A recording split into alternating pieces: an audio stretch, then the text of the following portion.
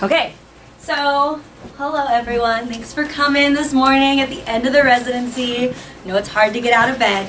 I'm going to be talking about how to use world building and other pop fic tips and tricks, but also things you can use in regular fiction, CNF, etc., to help normalize LGBTQIA plus identities and other marginalized identities. And I'll talk about why this is an important thing to do in a second. So before we get started, I do have some disclaimers. First and foremost, inspired by Dan, I did add some very professional memes to this slide. Thank Dan for me. I will also have some spoilers for some of the books that I discussed, so hopefully that doesn't bother you, but we're all writers here, so we all spoil each other all the time. I will also might use some terms in this presentation that might make you uncomfortable. Specifically, I like to use the term queer as a catch-all term for the LGBTQIA plus community. It's a term that has been reclaimed by the community, but there are still individuals who find it very uncomfortable, so I apologize if that's the case for you.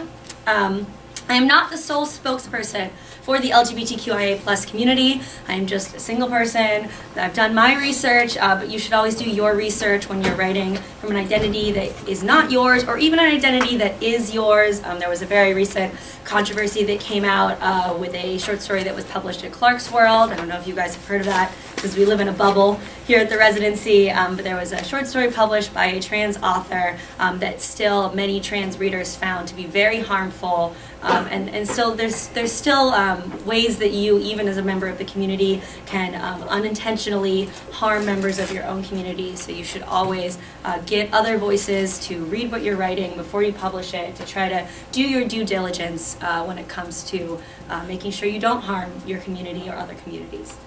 And finally, small trigger warning, I will be mentioning suicide. I'm not going to go into it in detail, but if it's something that triggers you, it will not bother me if you need to leave. So, why should you care about normalizing LGBTQIA plus identities in your fiction or in any way?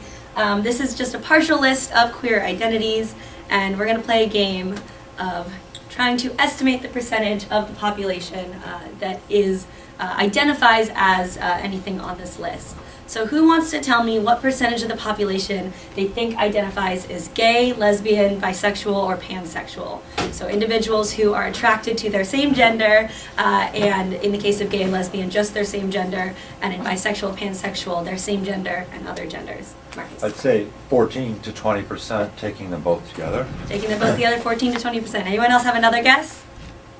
We're going to go with that. Does everyone kind of agree they think that's the percentage of the population? 80%. 80%. Good job. That's a lot of the population. You'd think we wouldn't have any prejudice and discrimination if 80% of the population. Actually, the Williams Institute found that only 1.7% and 1.8% of the population self-identify as gay, lesbian, and bisexual, pansexual. However, the same study found that 8.2% of the population have had sexual interaction with someone of their same gender. And 11% of the population will admit to being attracted to someone of their same gender. So this is an interesting set of figures here, because even though 11% of the population, which comes close to Marcus's estimate, does believe that they does admit that they are attracted to people of their same gender, they won't label themselves as that, potentially because of the oppression and discrimination in our society. And these numbers are also rapidly changing. The New York Post did a study and found that of Americans under the age of 22, 44% will say they are attracted to someone of their same gender. So these are going to continue to change and grow. Now, asexual, aromantic. Who wants to give me a definition of what asexuality is? Yeah. Being asexual means that you don't feel sexual attraction, where being aromantic means you don't feel romantic attraction. Exactly, that's exactly right. Both of these identities exist on a spectrum. So there are people who will say they are gray romantic or gray sexual, which means that you might only experience sexual attraction very, very rarely, or romantic attraction very, very rarely. When you start going into the difference between sexual attraction and romantic attraction, you might have individuals that are saying, you know, I am bisexual, so I experience sexual attraction to people of any gender, but I am, you know, gay romantic, so I only experience romantic attraction to people of my same gender, and you can kind of go off in these labels, right? 1% of the population, according to the asexual community census, is asexual. 4.5% of the population is aromantic. And this is a number that often shocks people, but if you think about it, you probably know people in your lives who you would have considered don't want to commit, or seem to be having a new relationship every other week, or just only are in it for the sex and aren't, you know, don't want to get married, don't want to do any of that. And likely they are aromantic. They might not even, you know that label or know what it is, but it is a true thing that exists. 25% of people who are asexual are also aromantic. So it's not everyone who's asexual is aromantic, it's 25%, and they are separate identities. Now transgender rights, trans rights are something that are sort of up and coming right now, very much a hot topic. It is our smallest percentage in terms of the larger community. Only 0.6% of people, according to the Williams Institute, declare themselves to be trans. Again, this is in the same study as those earlier numbers, so it's entirely possible that more individuals will start coming out as trans as there's more awareness and hopefully less discrimination as we go on. But those are the numbers we have. Now, who knows what intersex is? Who wants to tell me what intersex is?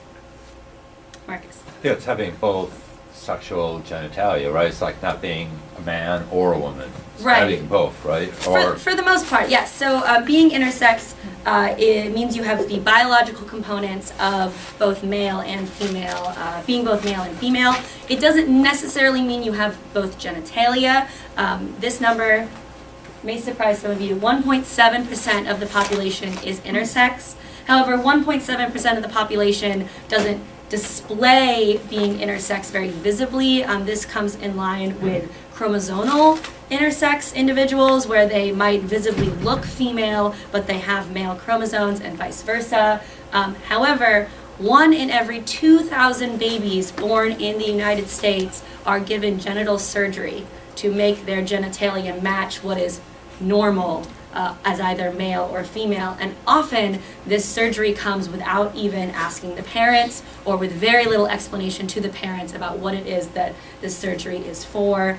There's a huge sort of movement in the intersex community to stop this, to say, no, we're not going to give our babies genital surgery before they can even decide what gender they want to identify as. Let's wait until they're, old enough to know and old enough to make that choice. So that's a big topic in the intersex community. Unfortunately, intersex and asexual aromantic are the three identities that are often considered the invisible queer identities. People don't know about them, don't talk about them. Their rights are, up and coming, like big news articles. So this is why I wanted to explain that.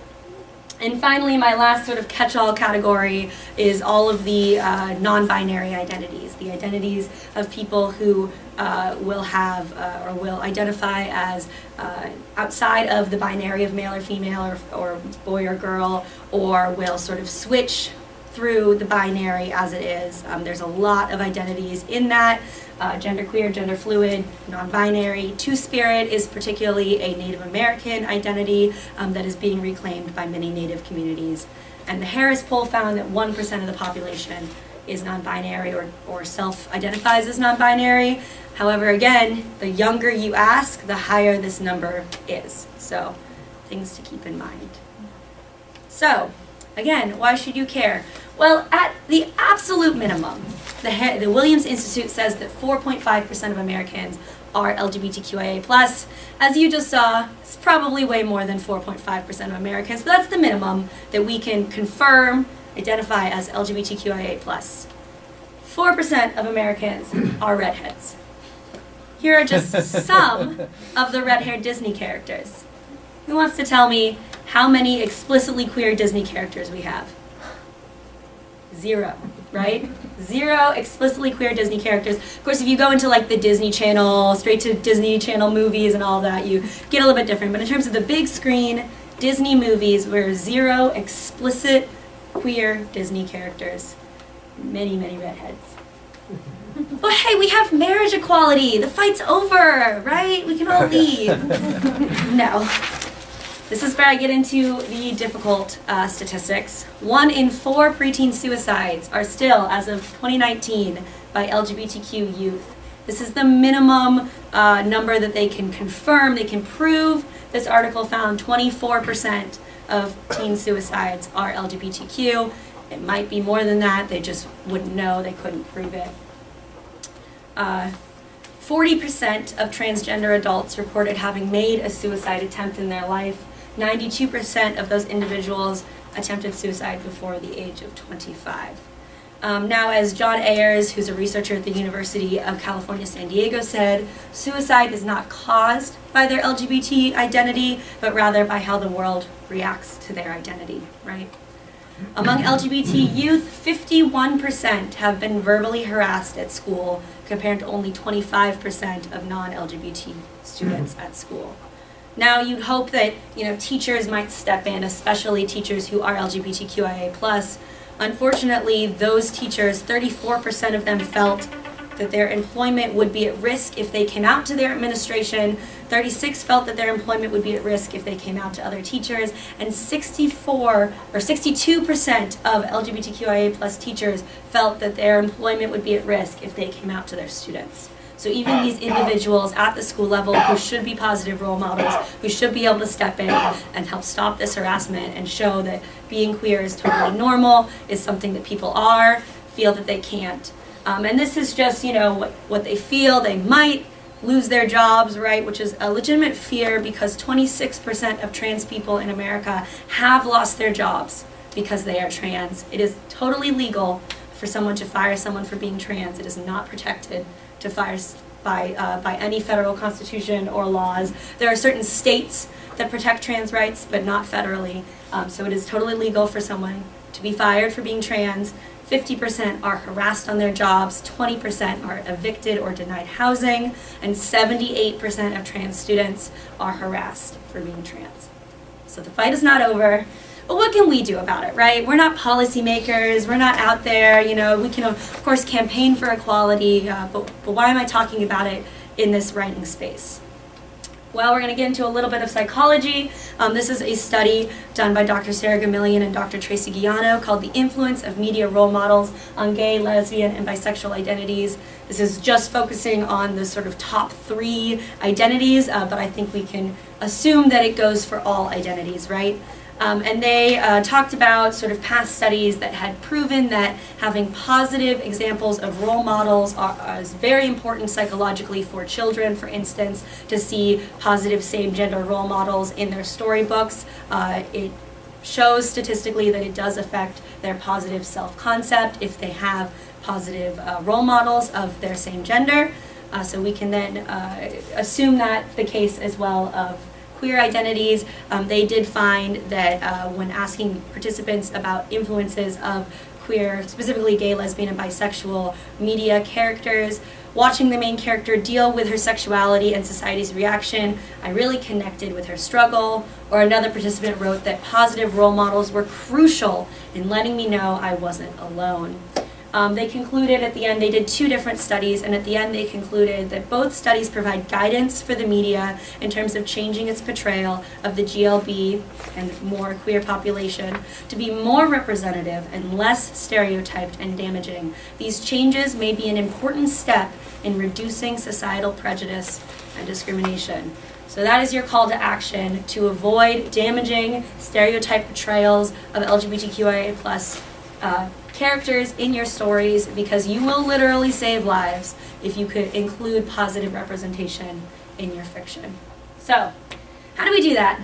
How do we avoid these stereotyped and damaging portrayals? First off, let's not bury the gays. Who wants to tell me what the bury your gay trope is? Diani? There is a gay character in media. By the end, they die. Mm-hmm. Yes, this is a very, very, unfortunately, very common trope that we see. The gay character almost never survives to the end of the story, or if there is a gay couple, one of them will inevitably die. You will not get a happy ending. And unfortunately, it's obvious maybe, but yes, this trope is very damaging. It proves to LGBTQIA plus individuals that they don't get happy endings, that they will always be killed, that they will never get to have their magical sunset, ride off, etc. Another trope people might not realize is damaging is the gay best friend. This also sort of coincides with the token gay. It's not realistic in your story if there's a friend group for there only to be one gay best friend in the friend group. The gay best friend is often used as an accessory to the straight main character. They don't get their own character arc. They don't get any agency. They just exist to tell the main character that, girl, that scarf doesn't go with your outfit. Yeah. And that's it. That's all they do. And that's not good positive representation. Also, the token gay, having only a single gay or otherwise queer character in your friend group is not realistic. Most queer people in the real world have friend groups that are primarily queer. This is true of any marginalized identity. We flock with people who experience the same things as us.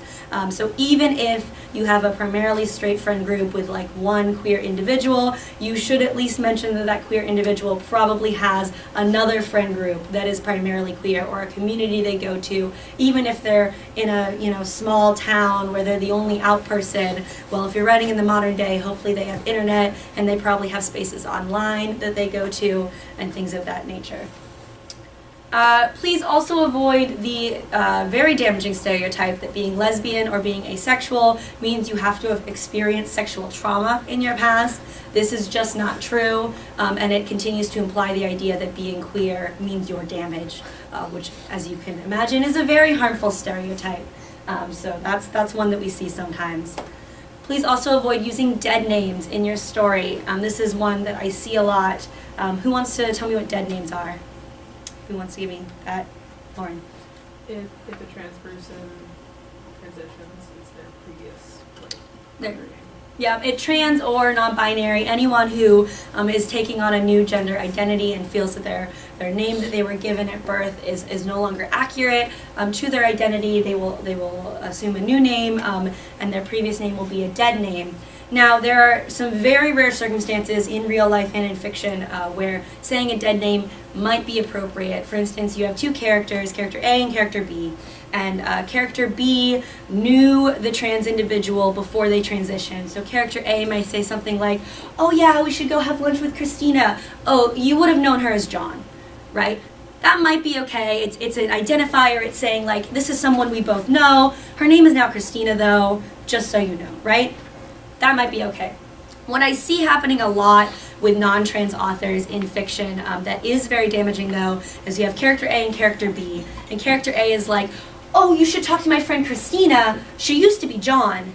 Character B never knew that Christina used to be John. So now character A is outing Christina's dead name, which is a very uncomfortable thing and very problematic in the trans community. If character A never knew Christina's dead name, character A should not be told Christina's dead name. If you do want to make it clear that Christina is trans because it's important to the situation, then it might be a conversation like, "Oh, you're doing a documentary on oppression in the workforce. Well, my friend Christina is trans and she's definitely dealt with that, so why don't you talk to her?" Right? So you're not outing her dead name, but you are saying her identity, and it relates to the conversation that's happening in the story. Those are just some examples of what you can do with that. But when in doubt, don't mention a dead name at all. Please also avoid gender reveals as plot twists or for laughs. This is also true of cross-dressing. Cross-dressing is often used for comedy in fiction. However, it's a little difficult to make that be non-problematic, unless you're a member of a community that is a cross-dressing community, maybe the drag community, and you know a little bit more nuance about that. I would just avoid cross-dressing in your story. I would avoid gender reveals, and I would also avoid forced outing. The example I like to use for this is Mulan. Now, Mulan is not trans in the Disney movie, right? However, she has to dress as a man to go fight in the war to save her father, yada yada. And you might think, well, she's not part of the queer community, so whatever happens to her, it doesn't mean anything for the queer community. But just the act of the fact that in the pivotal moment of the movie, Mulan is then outed as a woman, gets hurt, and then they realize that she's been binding her breasts and she is a woman. Just that simple scene is very harmful to a lot of members of the queer community just to see. It would be much stronger in today's day to have Mulan be the one who outs herself, who says, no, I am a woman and I can fight. And even if then plot happens and, you know, they kick her out of the army initially, but then she comes back because she saves all of China, etc., that's still a less stereotyped way to have a character reveal their gender than being forcibly revealed by the plot. And this is also the case for anyone being outed as gay, etc. It's a plot device that authors use a lot just to add conflict into their plot, and I would say it's now a very stereotyped plot device, so let's not use it, and it's a harmful plot device, so try to avoid forced outings in your stories. Please also avoid the effeminate villain. The effeminate villain is also coded as gay, often coded as gay.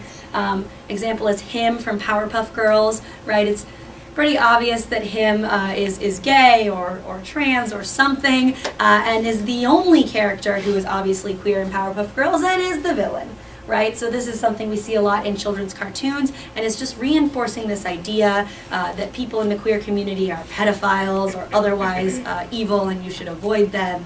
So if you're gonna have a queer villain, which you can have a queer villain, queer people can be just as good as bad as any, make sure you also have a queer hero, at least one. It'd be better if the scale weighs more on the hero side than on the villain side, right?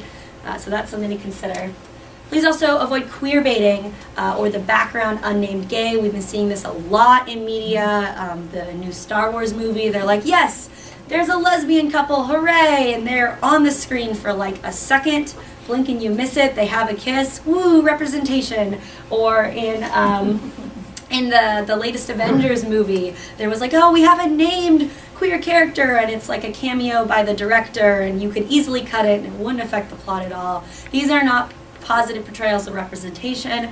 They're queer baiting. They're saying, hey, LGBTQIA plus community, look, we see you, we care about you. Well, if you cared about us, you'd make one of the many superheroes in your movie actually queer, or you would make one of the many named characters you would make a Jedi queer. You would make someone who was more important, one of the pilots, etc.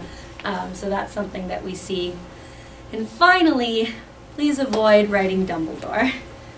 Dumbledore is something that gets me personally very upset, because J.K. Rowling wrote a gay character who is a powerful character in the books, and if she had actually put that into her novels, it would have been amazing for the LGBTQIA plus community at the time those books were coming out. And people like to say, well, she couldn't have said Dumbledore was gay in the books, it's children's books, it wouldn't have fit anywhere in the novels. And I completely disagree.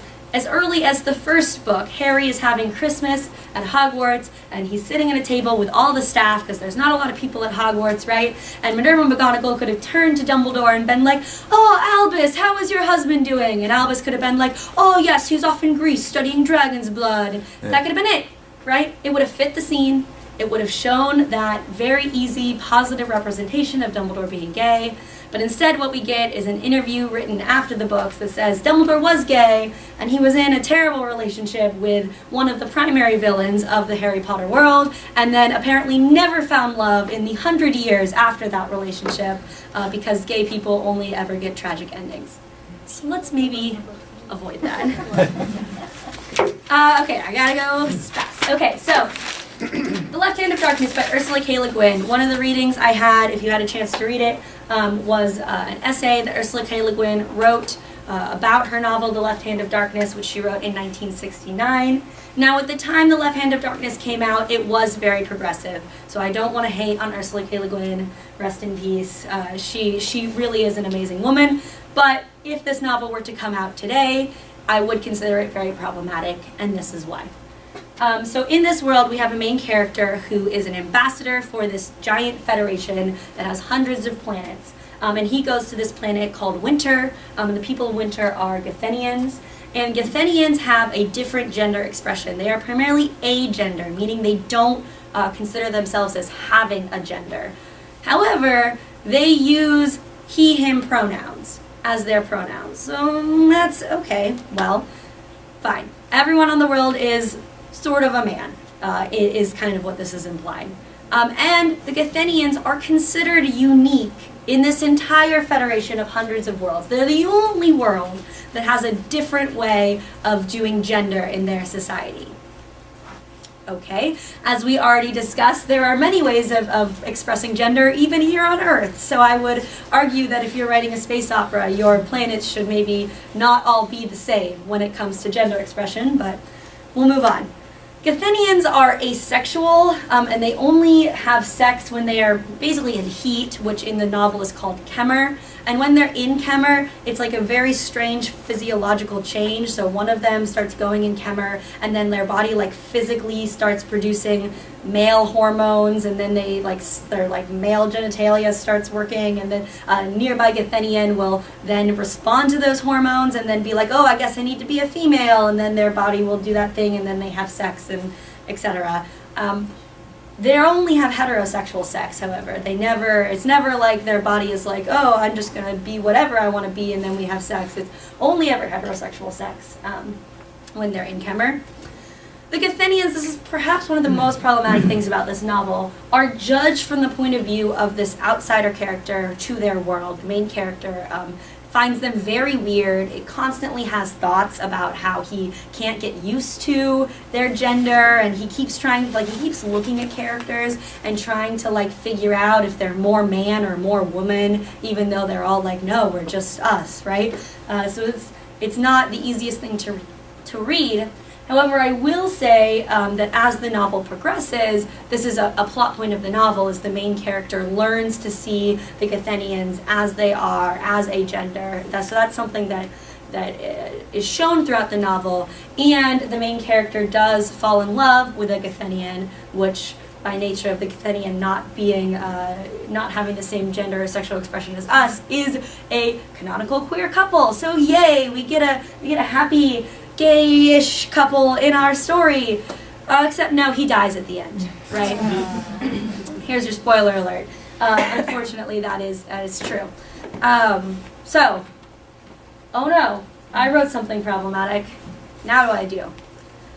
Unfortunately, initially, Ursula K Le Guin wrote an essay called Is Gender Necessary in 1976, where she proceeded to defend her own novel. People were critiquing her world building, pointing out ways that she could have done things. Of course, some people were critiquing it because they were like, it's too gay, and other people were critiquing it because they legitimately were like, hey, this, you might want to rethink some of these things that you did.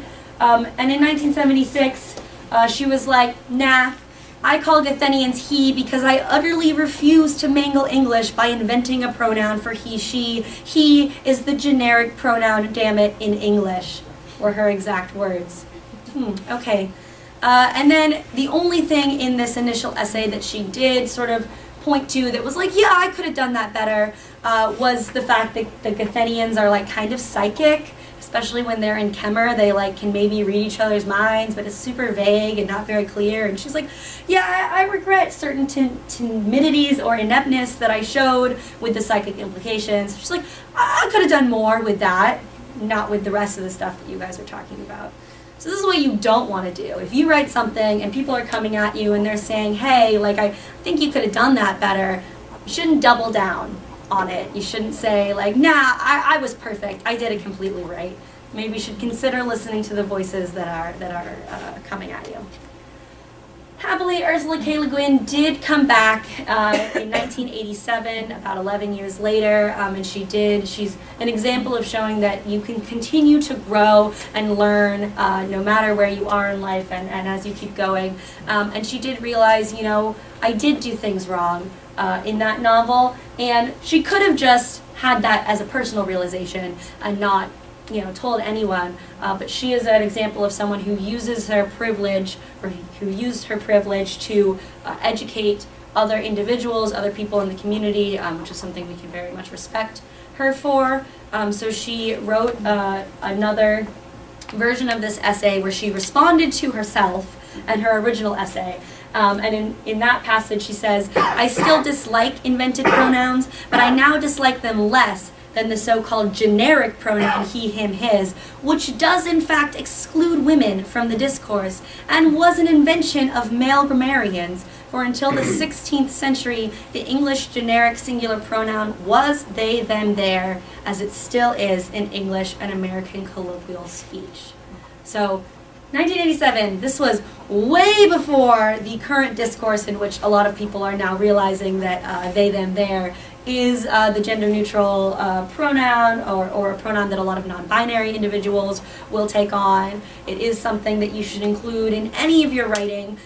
Grammarians might tell you that if you have a sentence where you don't know the gender of someone, you should say, you know, he or she did blah, blah, blah. And no, that was an invention of the 16th century male grammarians. It's wrong. Let's bring it back to they did something when you don't know the gender, as we do in our colloquial language. So this is Ursula Le Guin's call to action. She also, even though she did not need to, said, I quite unnecessarily locked Gathenians into heterosexuality. It is a naively pragmatic view of sex that insists that sexual partners must be of the opposite sex.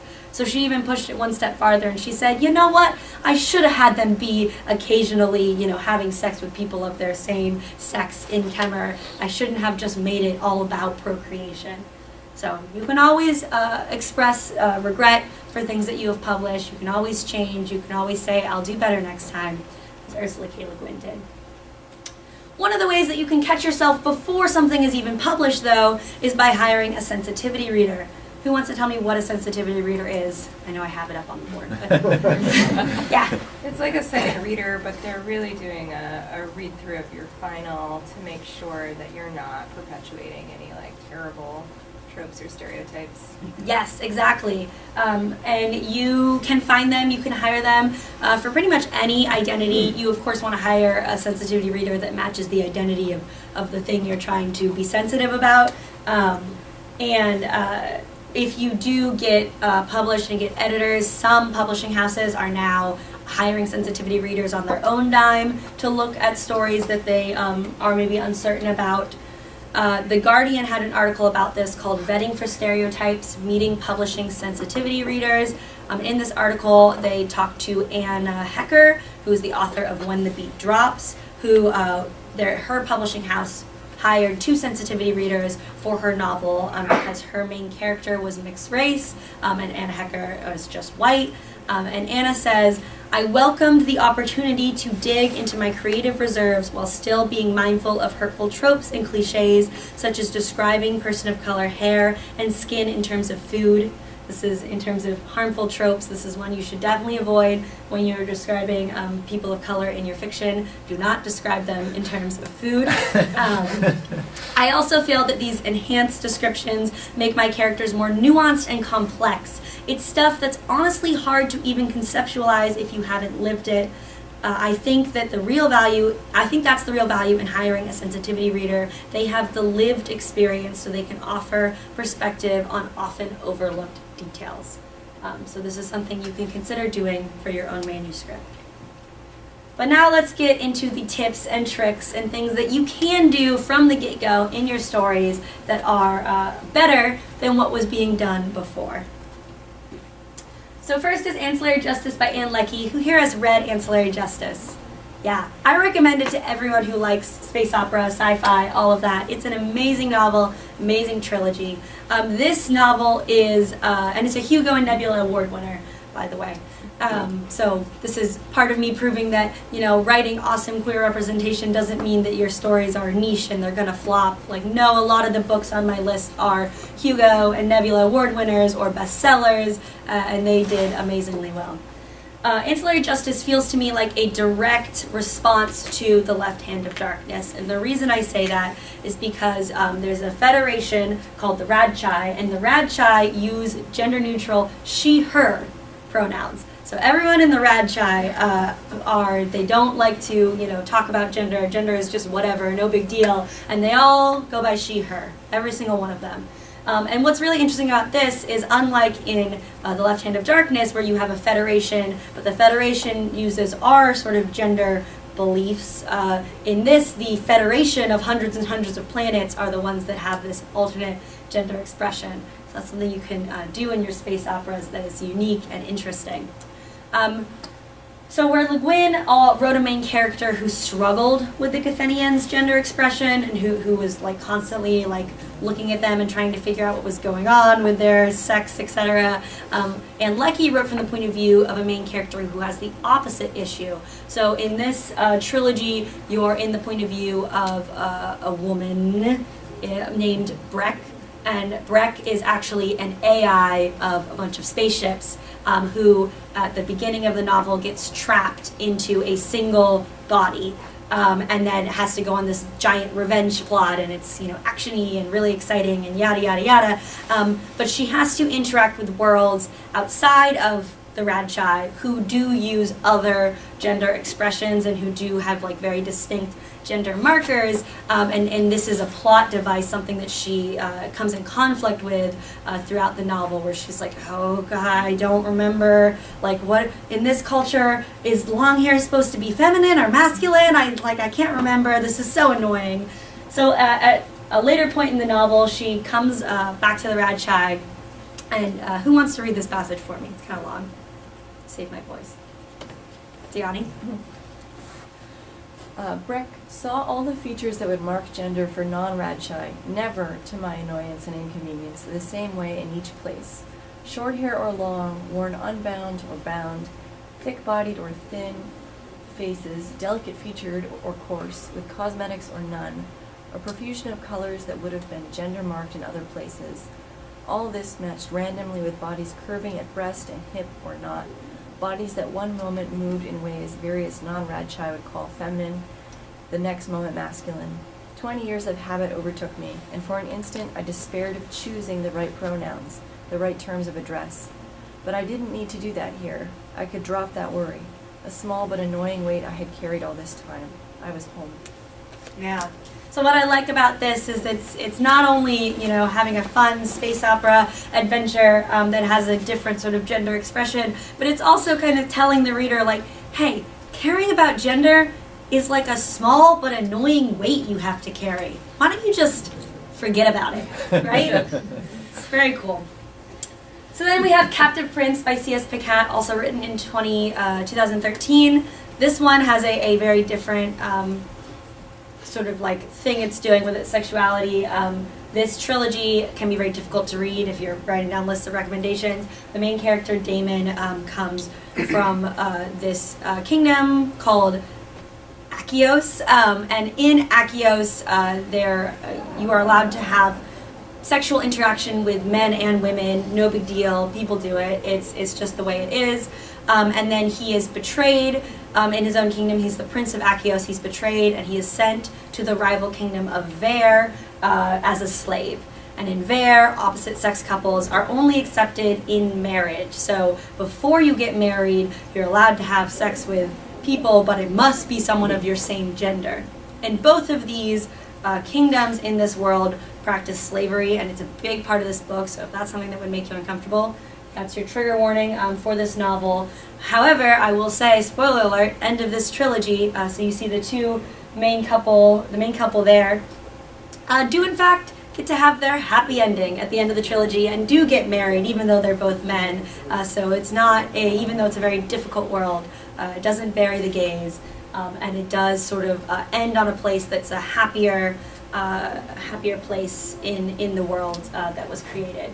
Now, what's cool about this is that, so Damon is coming into this other culture, but he isn't coming from the same point of view that the typical reader might. He's coming from this very bisexual culture into a culture that's bisexual in a very different way.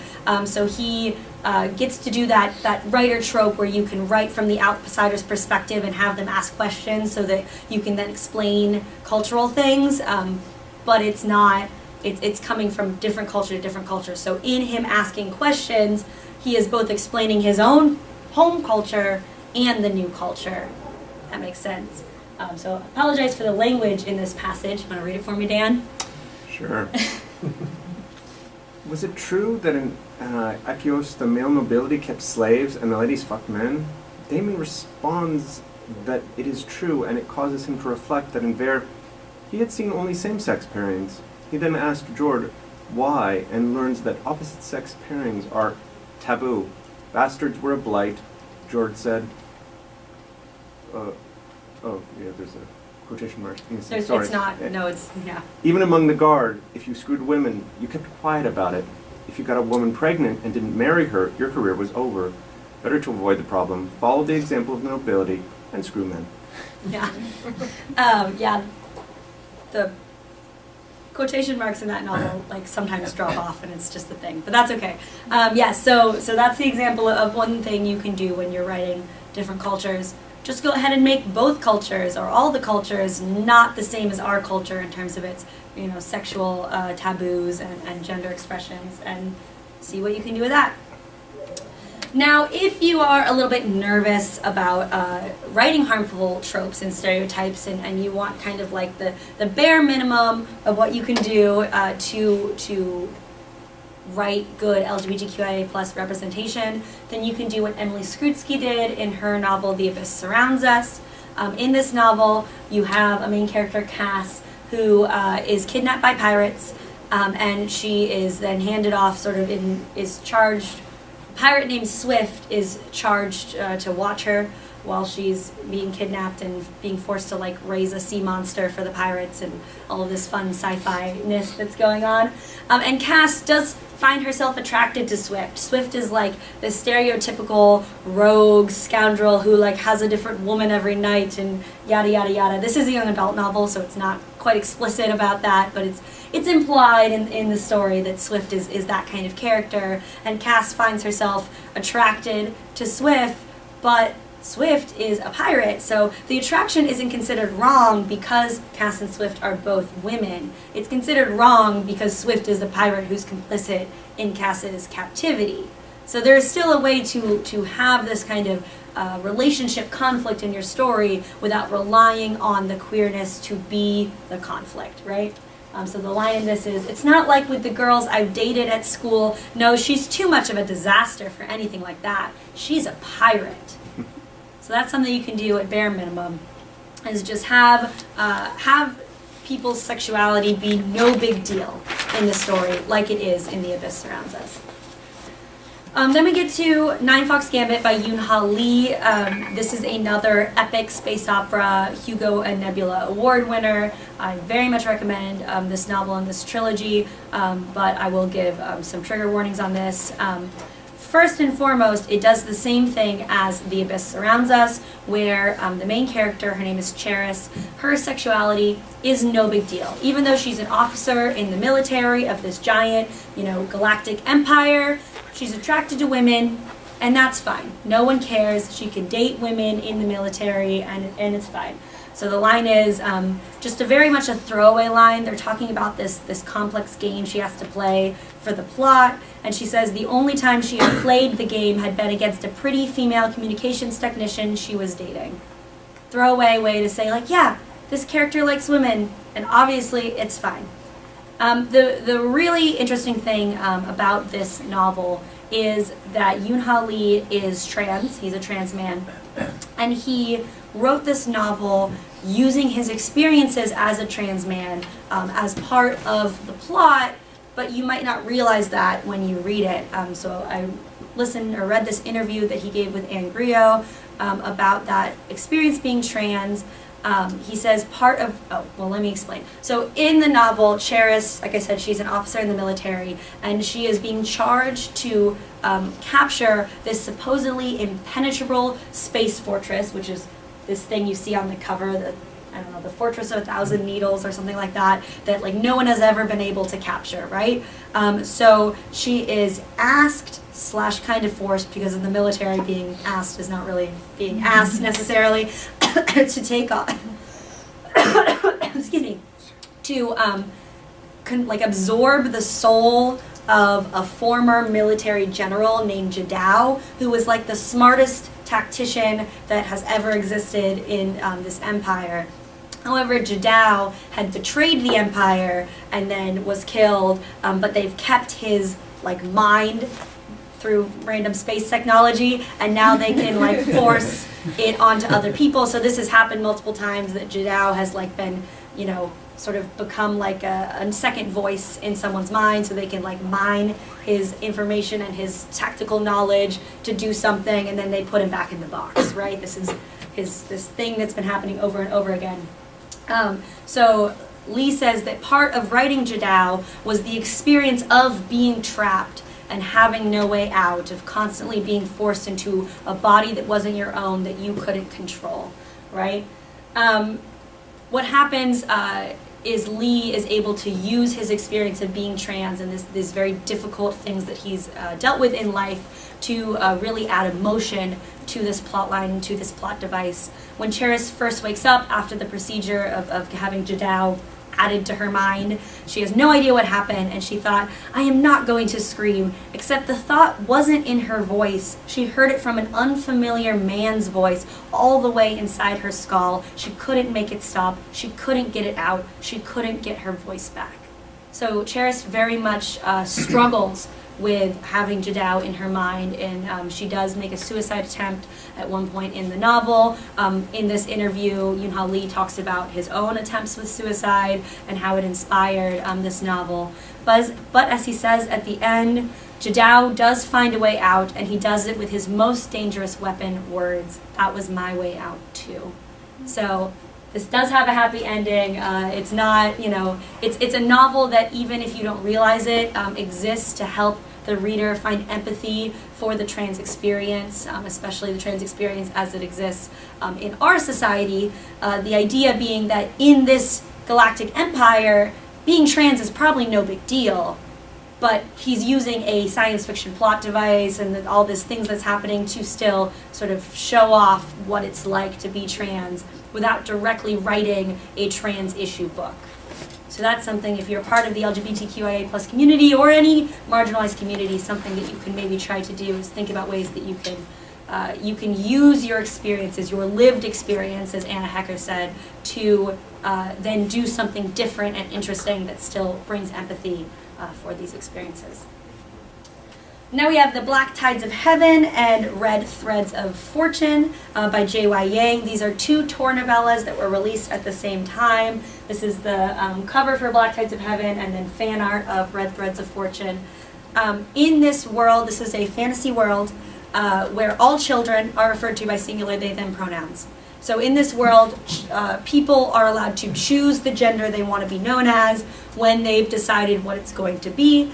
So until the point when they say what their gender is going to be, they're referred to by singular they them pronouns.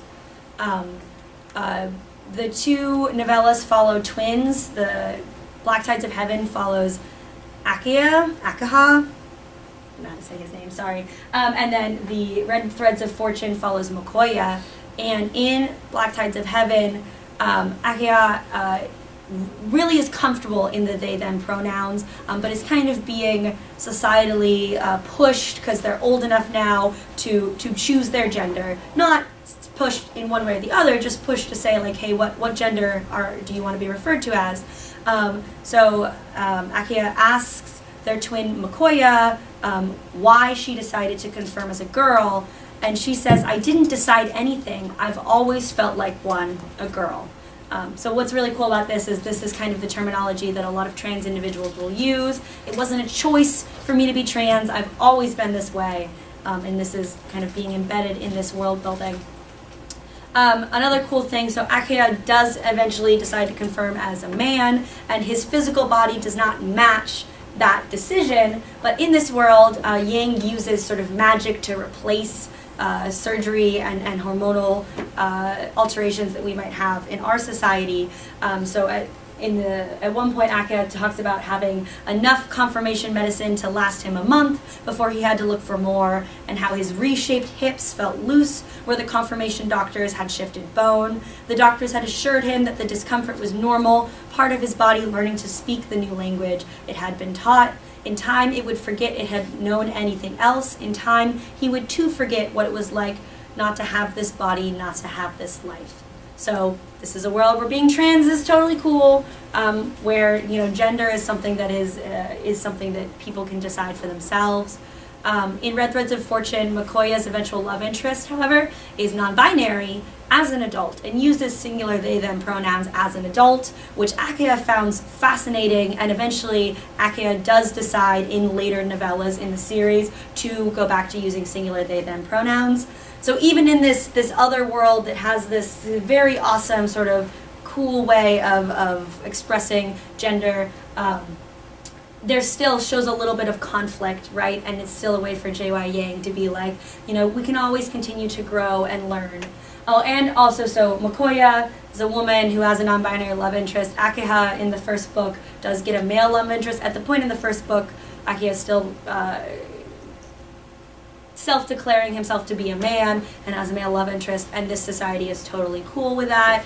Even later when they go back to being non-binary, as it's pretty clear from the beginning they've always felt they were.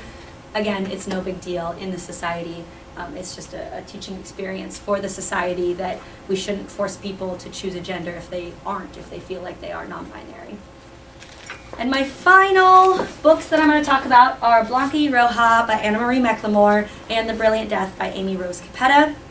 Both of these books use their magic system to help explain LGBTQIA plus identities. So it's a very small little thing you can embed into your story to explain identities that the typical reader might not know. For instance, in Blanca y Roeja, the Del Cisne family is cursed so that every woman has 2 daughters. This is has been happening for generations and generations. Every woman in the family births 2 daughters, and only ever 2 daughters, enough that the swans could take one and leave the other behind. Blanca y Roeja is it's like a combined Swan Lake, Red Briar, Snow White and Rose Red fairy tale retelling. But so there's this curse, and they have 2 daughters, and the swan always takes one, and there's other things that happen in the plot, but just in the initial explanation of this curse, McLemore uses the curse to then explain what it's like being trans. So the main character talks about having a second cousin who thought she had defied the swans by having a single son and a single daughter, until the child, thought to be a boy, declared herself as the girl she had always been. So there's an in-universe explanation of being trans, saying that yes, always, always, always you have 2 girls, and even though this girl was born in a different body, she still was a girl from birth. If that makes sense. Little thing. And I also really I want to point out the way that McLemore worded that sentence, until the child, thought to be a boy, declared herself as the girl she'd always been. So she didn't say until the boy child declared that he was actually a girl. Do you see the difference in that? No, this child was always a girl. So something to think about. In The Brilliant Death, the whole story revolves around Theodora, who is using magic to physically change her gender, so that she can pretend to be a boy, to do, it's kind of Mulani in that way, to save her family, because only boys are allowed to be in power. But through the course of it, she realizes that she's actually gender fluid, that there are times when she actually does identify as a boy and does want to use he, him pronouns and is very comfortable in that body. As she's realizing it, she says, I often felt I didn't fit inside the boundaries of the word girl. It reminded me of a country I could happily visit, but the longer I stayed, the more I knew I couldn't live there all the time. So part of the plot of The Brilliant Death, again, using your plot devices and your plot tropes to then talk about the queer experience. But then in terms of little world building, Theodora's father has magic that allows him to always be able to sense the gender of an unborn baby. He just goes up to a pregnant woman and is like, you're having a girl, you're having a boy. But he was never able to sense Theodora's gender. He kept thinking oh, it's a girl. Wait, no, it's a boy. Wait, no, it's a girl. So this is an in-universe magical explanation that even though his magic always works all the time, Theodora is not just a woman. She is gender fluid and will sort of have that gender expression as she grows up and realizes it. So to sum up, You can use alternate gender expressions and more nuance outside of the sexual binary in your stories, especially in something like a space opera that has a bunch of different planets, or even a fantasy or whatever. You can always have different gender expressions and sexual sort of taboos and things like that. You can use different points of view to explain cultural differences. It doesn't have to be the point of view of someone who might fit the experience of the typical reader. You can trust your reader will figure it out, right? You can always have that queerness or LGBTQIA plus identities are no big deal. But the trick with this is that they should still be visible in the story. If you have them, like the Dumbledore thing, it's like, well, obviously it wasn't a big deal, so they never had to mention the fact that he was gay. When you do that, you need to understand that you're still giving your stories to readers who live in a society where it is a big deal. So it's like saying that, well, my world is colorblind, so I never have to explain people's race. But that's not true, because the typical reader will then assume that everyone in the story is white. They will assume that everyone in the story is straight, etc. You should always try to make your identities visible. But having them just exist and be no big deal is great. You can do this even in contemporary fiction. There's definitely a movement of stories that are set in what is basically our world, but like removing oppression from it, as almost as an explanation of like, look at what our world could be. Like, we could exist in a society where we don't care about gender or sexuality, right? You can use plot devices as metaphors for queer struggles. This is a fun thing to do. You can also create societies that are safe spaces for queer readers, and that then, like with contemporary fiction that you do that with, showcase the fact that our society could be a safe space if only we didn't care as much about people's gender and sexuality. You can create magic or world systems that help educate readers on gender and sexuality. This is especially great if you're writing children's literature to educate young readers, but also, I say that, and yet, as we saw with statistics earlier, more young people are educated than not young people, so, do it in everything, right? And my sum up is that it's better to try and fail than not to try at all. This is, again, it's just my view as someone in the queer community that wants to see more positive queer representation. And I argue that not trying at all is failing people. We see with those suicide rates, with the harassment rates, already there are millions and millions of people in our society who are being affected by this just general culture of oppression and the fact that being queer is other. So just having some queer characters in your story that get to have their happy endings, that, like, oh yeah, that's Janice with her wife and they're gonna go fight space robots and it's cool. Anything like that is better than nothing. And as you saw by the percentage of our population that is queer, inevitably, unless you're writing a survival story with one person in it, you should have some queer characters in your story, just by percentage. So, and that's that.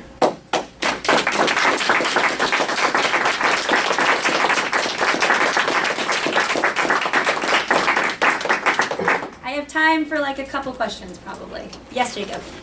Maybe you spoke about it before I came in, but I was curious what your response was to Gideon the Ninth. I have not finished Gideon the Ninth, so I can't speak to it, but I know that Jess has, and Jess has lots of thoughts, so ask her. It.